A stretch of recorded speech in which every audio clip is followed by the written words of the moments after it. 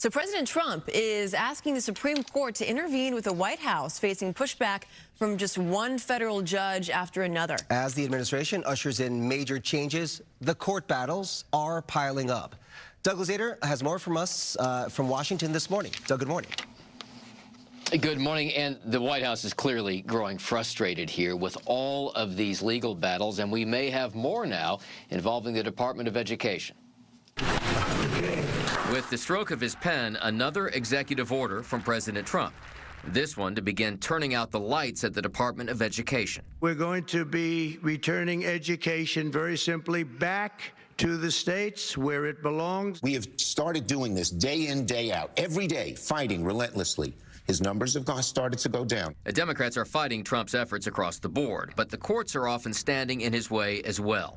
Some judges have put the brakes on moves to cut government spending.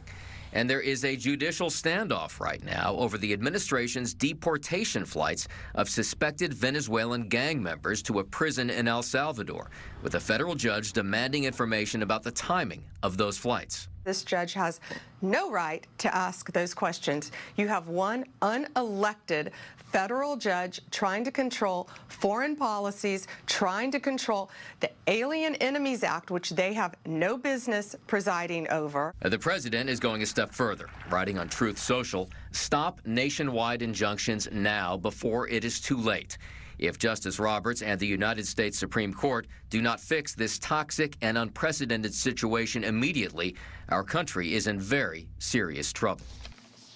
Now, we don't know if the Supreme Court will ultimately take up this question about these nationwide injunctions, but it is pretty clear that there's going to be an attempt at least to bring a number of these cases all the way up to the Supreme Court. Brooke and Bob. I mean, Doug, it's Jen. They're trying kind of Jen, everything. sorry. It's all good. You know, we switched. They're trying everything they can. I mean, even Elon Musk is getting into this and throwing money at Republican lawmakers who've spoken out against these federal judges. Well, yeah, and, you know, there may be an effort to impeach some of these judges. In fact, there almost certainly will be. It doesn't appear as though there's going to be enough support to make this happen. But the president, even this morning on Truth Social, you know, repeated this complaint that these federal judges are overstepping their bounds.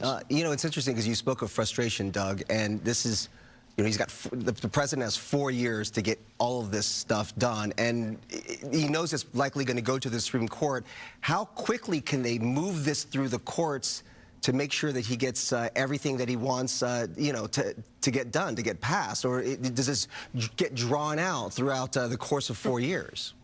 Yeah, and you know, the horizon may really be more like 2 years because they really want to get a lot of this done before the midterm elections, especially if there are things that cause some issues with the economy. And, you know, they talk about short-term costs versus long-term gains. You know, the term they're really talking about here is 2 years. They don't want to suffer losses in those midterms. Yeah, they really want to show that, you know, they've had an impact here.